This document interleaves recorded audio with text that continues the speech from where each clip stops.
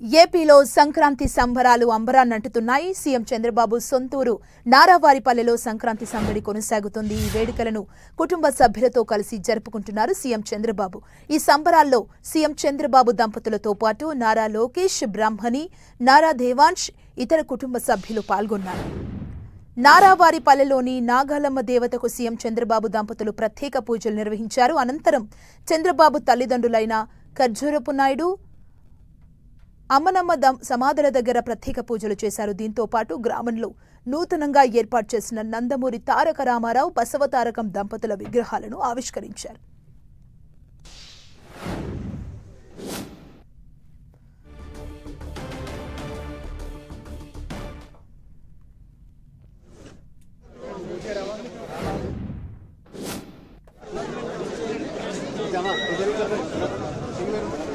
ఏపీలో సంక్రాంతి సంబరాలు అంబరాన్ని అంటుతున్నాయి. మనం 10 స్క్రీన్ మీద ప్రస్తుతం చూస్తున్నాం. ఏపీ సీఎం చంద్రబాబు నాయుడు సొంత గ్రామానికి వెళ్లి అక్కడ సంక్రాంతి సంబరాల్లో పాల్గొన్నారు.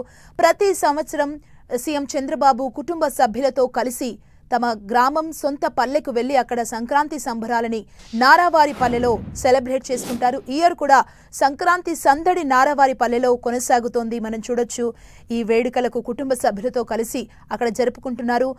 కొంతమందికి క్రీడా పోటీలు కూడా నిన్న నిర్వహించడం జరిగింది.